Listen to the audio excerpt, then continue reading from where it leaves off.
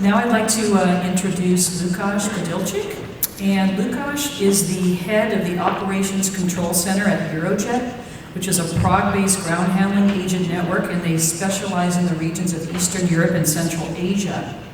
So Lukas has worked in aviation for the past 17 years. Prior to Eurojet, he worked for Czech Airlines, and he did a little bit of everything from being a check-in agent, working on the ramp and dispatch, and he eventually became the operations manager for special charter flights. So in his current position, he manages their 24/7 dispatch and operations control center. He and his team coordinate several thousand flights a year. He's a proud native of the beautiful city of Prague. Anyone who's been there can attest it really is beautiful. He graduated there from the University of Economics. He's married with 2 children, one being a brand new infant daughter. So, welcome, Lukas.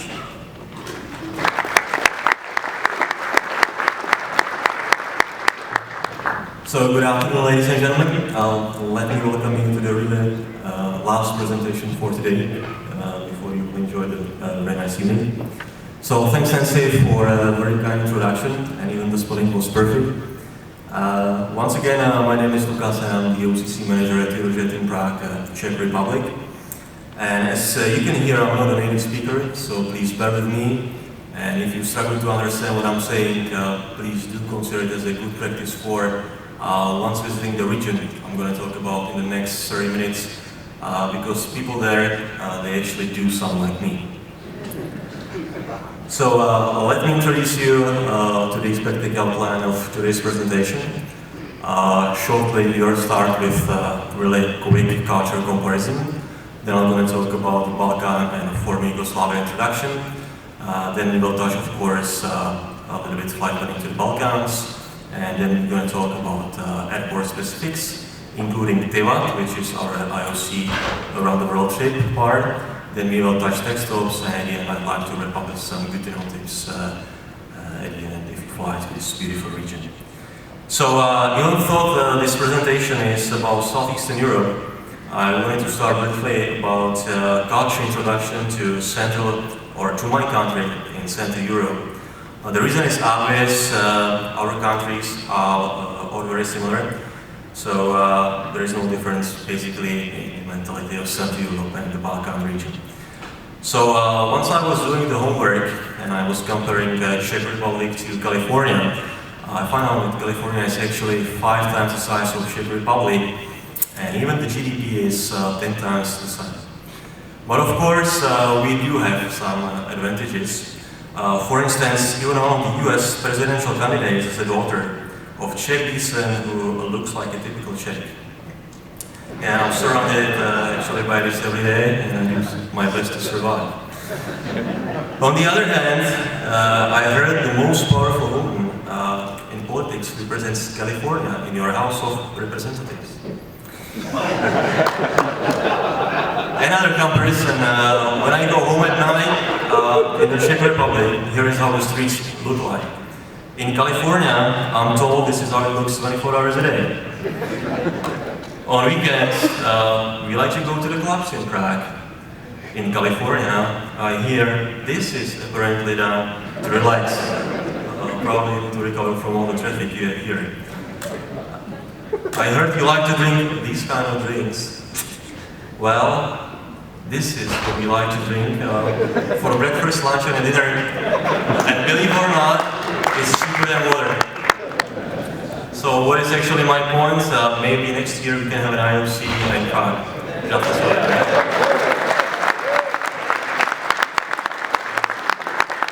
So jokes aside for a while, and let's talk of business, because it's the reason why we are here. So we know why people are flying to the United States, Asia, Western Europe, but why to the Balkan region? So on the slide I've listed the main incentives. Definitely it's a business, tourism, and tech stocks. In regards to business, all markets there can be considered as a really emerging and fast developing market. So it's a huge manufacturing area with highly skilled and low-cost labor. So it's very interesting for the international companies to be set up there. Tourism is definitely one of the most important reasons to travel there. Especially Croatia is very popular by different film production companies for its beautiful nature. And for instance, the first movie of Brad Pitt was taken in Montenegro. And on the picture you can see San Stefan, which is actually in Montenegro. It's it's a very nice location currently, and it's a place where even Sofia Loren or Sylvester Stallone are enjoying their stay. And the last reason is definitely tech stops, especially Bulgaria and Romania are great stops on the way not only to Middle East but also to East Africa. So when speaking about the Balkan region, what do we actually think of? The Balkan Peninsula is an area in Southeast Europe with different and disputed borders, as you will see later on. And the region takes its name from the Balkan mountains that stretch from the east of Serbia to the Black Sea at the east of Bulgaria. However, we can surely say that the common Balkan mountains and hilly terrain is where all the similarities end, since there are more than 20 different ethnic groups, so it's an ideal starting point for different conflicts. So on an overview you can also read names such as Greece and Turkey. Basically Turkey was covered perfectly by Chris, and I wouldn't touch Greece because I believe it's a well-known location for everyone. So now it's time for the first trivia question, and I'd like to ask you if you know when did Yugoslavia split into the 6 countries. And I'll give you some options. It's either 1991, 1992, 1997 or 1989. Perfect. Okay, you got it well. The correct answer is 1992. So I should mention these really new countries on the world map. They are having a long common history, but they are shortly independent. So let's focus on this region because this is something you might be not familiar with. Historically, it's an area most known as a crossroads of cultures, as well as the meeting point between Islam and Christianity. And all this led to several serious conflicts, unfortunately with a big civil ethnic war in some of the former republics. So in the beginning of the 90s, Slovenia was the first to proclaim their independence, followed soon by Croatia, Macedonia, and Bosnia and Herzegovina. Serbia with Montenegro, they remain united until May 2006. Let me also briefly mention the refugee crisis in Europe. It was perfectly covered already yesterday, so just a few points. This is a current issue which is heavily reported in the news, but it's not really affecting the private aviation side of things, because obviously Balkan region is just a transit point for most of the refugees on their way to Germany, being the best known country accepting them. So the major movements are done by slides. I'll have a look at traffic rights, ground handling, and visa import questions. And of course, we will cover third-party services too. So once talking about the most worried part, these are definitely the traffic rights. We will cover the required documents. I will have a look at any applied restrictions you should be aware of when planning a trip to this region. So we can start with a very good message, and that is for the listed countries, so Bosnia and Herzegovina, Croatia, Montenegro, Romania, Serbia, and Slovenia. No landing permit is required once flying under Par 91. On the other hand, in those countries, so Macedonia, Kosovo, Albania, and Bulgaria, landing permit is required despite the Part 91 designation. For commercial aviation, so Part 135 permit is required, with some minor exceptions, like in Slovenia, where maximum takeoff mass is a primary key to find out if you have to ask the CA for the permit in advance or not. In regards to mandatory documents required by the local authorities, I will point especially letter G, that's the noise certificate. That is something that is not that common in the United States, but it's widely required in Europe and of course in the Balkan region. Basically, the service provider needs any similar document where maximum takeoff mass is officially stated. The reason is for ATC and navigation fees calculations. Also, very important message I want to mention is that none of the authorities are requiring a power of attorney. So if any of your third-party providers is demanding this, be careful, because probably they do follow their own interests only. And also I'd like to underline that the official notice is usually 72 hours, but as many of you know, 72 hours can easily come in an hour or a few minutes, especially for medical flights. These countries are very flexible and they do understand that private aviation might fluctuate. So compared to other countries, we know they are so strict, make this region very easy to go. Let me also a little bit touch again IASA. I know it's not a popular topic and I believe you are all well informed about this topic.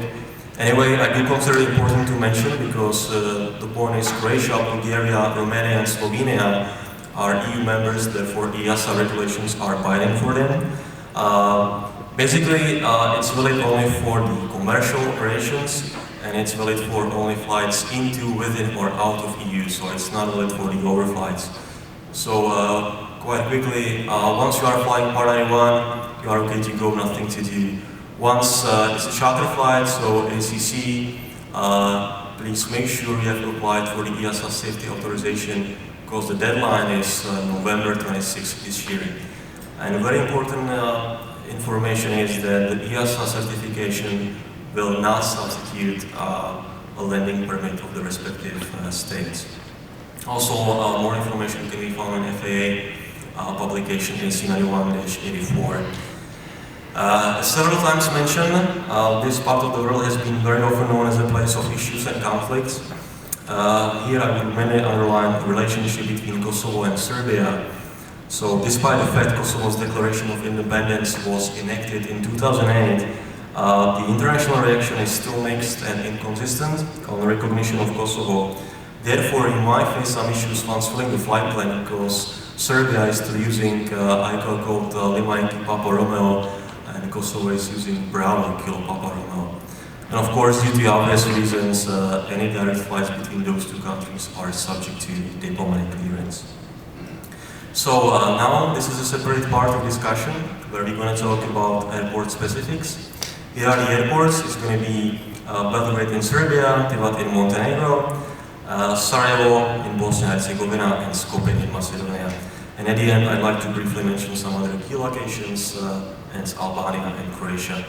In general, we can say airports in Balkan region are small, but very modern, as you can see on the picture. Although, in some cases, they still use a tractor to move the stairs on the field. And this is a real picture from Tivat Airport. So let me show you a few pictures, because I want to really prove there is plenty of reasons to visit these countries. So as you can see, it's a modern airport. This one is Belgrade. This is a national museum, also in Belgrade. And this is a Serbia national park with a typical fisherman hut on the river, probably waiting for the rising tide. This is a famous cathedral and a downtown area of Belgrade that was several times rebuilt, also thanks to the obvious reasons. So here are some key points for Belgrade, which is actually the busiest airport in former Yugoslavia, and it's actually the second fastest growing airport in Europe. But the airport has only one single runway and only one passenger terminal. Unfortunately, there is no separate FBO or a separate GAD, so VIP terminal that is located in the main terminal is used instead.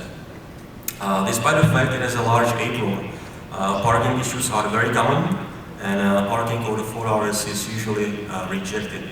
So please make sure you have always confirmed parking well in advance. Another teaser, this time from the former Yugoslav Republic Montenegro, and its lovely nature, offering all what you need to either relax or to enjoy a proactive vacation. Also thanks to the climate that is almost similar one to California one. And again, a typical panorama of Adriatic airports, hilly terrain in the near surroundings. So let's move to the first airport specifics. That's Tivat Airport, which is part of our IOC around the world trip. Tivat is located right next to the city. Tivat, it's 12 miles west of Budva, which is one of the most popular touristic destinations on Adriatic coast. It's the busiest one of the two international airports in Montenegro, the other being Podgorica Airport. And the traffic at the airport follows the highly seasonal nature of tourism industry. So 80% of the total volume of passengers is being handled during the peak season, so that's June and August. We'll mention some alternate airports for parking purposes later on.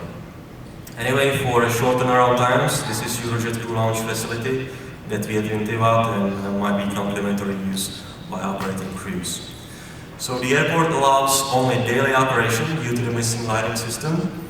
So the operation between sunrise and sunset are the only possible in like 10-15 minutes time gap. Also, Tivat Airport is assigned 4D classification by ICAO and is noted for its challenging approach and landing procedures thanks to the hilly terrain and strong crosswind.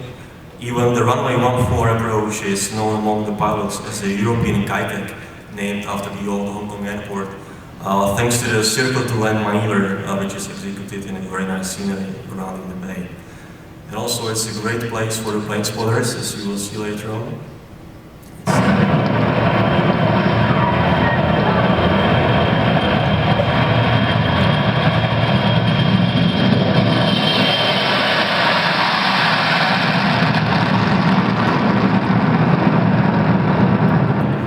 So as you can see, definitely you can enjoy the vacation there. It's a display. So the old bridge in Mostar can be found in another former Republic of Yugoslavia. It's Bosnia and Herzegovina. Was reopened in 2004 since the Junin old bridge was destroyed during the war. This fortress is located a few miles from Sarajevo, the city of Travnik, and I'm just showing you the contrast between the old city and the modern one behind. Last picture is a typical view of Adriatic village placed in a bay, and again, surprisingly, surrounded by the hilly mountains. So you can visually see here, it's again a modern airport. This is Sarajevo and its main terminal. Sarajevo in Bosnia and Herzegovina is a symbol of Yugoslavia war in the 1990s, and it's a location where even the World War I started. So you might think it's not the safest place at all. But I have admitted they made a huge step towards and they built a really nice city worth visiting.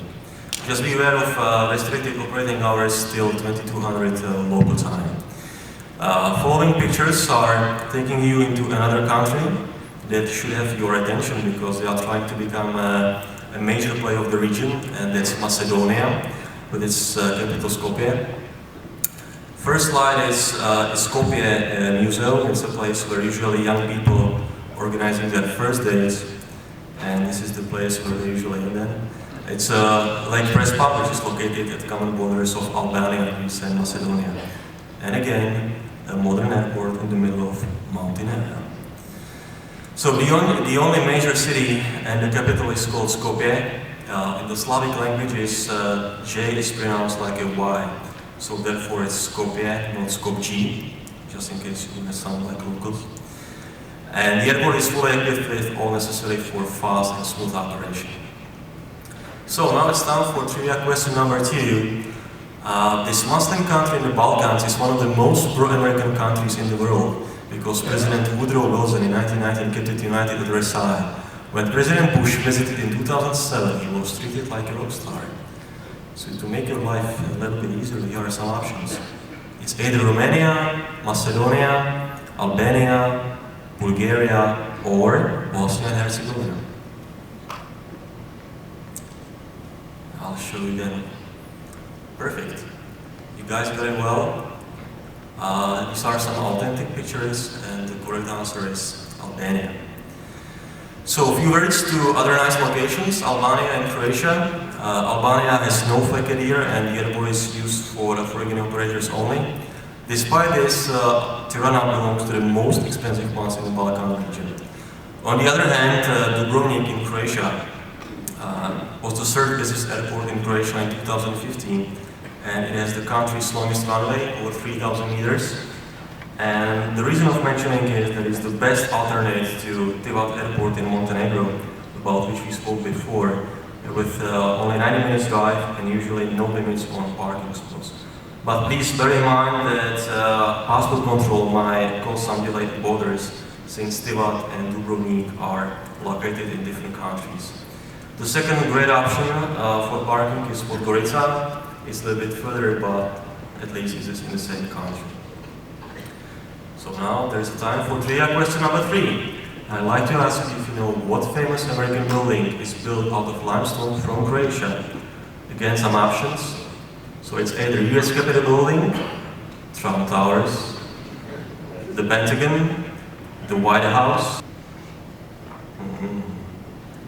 Okay guys, and the correct answer is this one.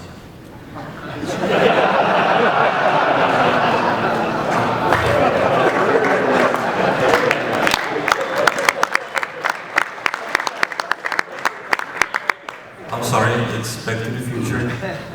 This is correct. So, it's in your hands, by the way. It's in your hands. Once talking about the airport specifics, just to refresh your memory, cities Constanta, Romania, and Burgas in Bulgaria, located at the Black Sea shore, are the best and most efficient fuel stops. And following few minutes will be dedicated to their capitals too, so it's Bucharest and Sofia. So let's have a closer look at airport itself. Sofia is operating 24 hours and usually no parking issues are monitored. Anyway, please bear in mind that according to Bulgarian and Schengen regulations, private jet operators must present general declaration upon departure.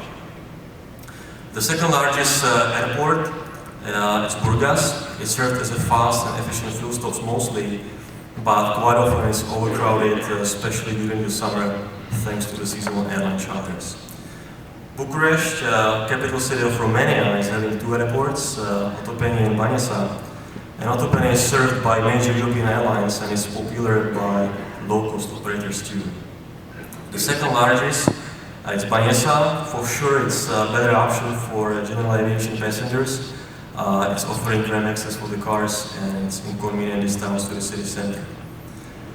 Constanța, besides civil airport, it's a major US military transit center that was opened up in 2014. So despite the fact they share the same runway, there is no effect on general aviation at all. So let's have a look on another slide, touching the topic of hotel accommodation, crew transportation and catering. In general, we can say you will never face an issue if you follow simple rules. You should always use pre-arranged taxis. Please avoid local no-name cabs. Choose 4-star hotels, preferable from international chains, and other catering from the recommended restaurants only. And we highly recommend you to ask for the catering price quote before placing an order to avoid unpleasant surprises, especially upon delivery, because some of the providers may charge an extra cost. Important extra things to avoid for trip planning are definitely visas, but luckily it's very easy topic since these are tourist and crew-friendly countries. So in general, we can say once you hold US or EU passport, you are fine to enter up to 30 days without any issues. So let me wrap up some good to know tips at the end. You should always plan in advance. You should always use approved service providers. Make sure to check all OMS and airport conditions before the flight. Check visa requirements in advance and do not argue with immigration authorities. I don't know the country if somewhere in the world you can argue, but in this part of the world they really don't like it. In regards to the import restrictions, I would say that nothing exceptional is applied comparing to any other restrictions valid for Europe. Anyway, once visiting these countries, you might have a feeling that the presented numbers, especially the 200 cigarettes, rather correspond to the daily average consumption, except the perfumes. So, since most of you are pilots, and we know pilots love to discover local culture, you might be interested in the last trivia question. What is the most popular drink in the Balkan region? So it's either pina colada, Pilsner Urquell, rakia, which is kind of a fruit brandy, Bulgarian king beer, or vodka, of course, shaken, not stirred. Oh, Pilsner Urquell is pretty good, but it's favorite in my country. So, actually, the correct answer is C. It's rakia, it's a fruit brandy, so make sure you're gonna try it once you visit these countries. And I teach you how to say cheers in several languages. So it's Živieli, Noroc, na zdravie. So thanks again NC Pierce, Jefferson, and NBAA and IOC committee for putting us on this great conference. I hope you enjoyed it as well as I do, and I hope you could understand everything that I said, and was also a little bit helpful. So thank you very much for your attention, and I hope to see your aircraft and your customers in my region. Thank you.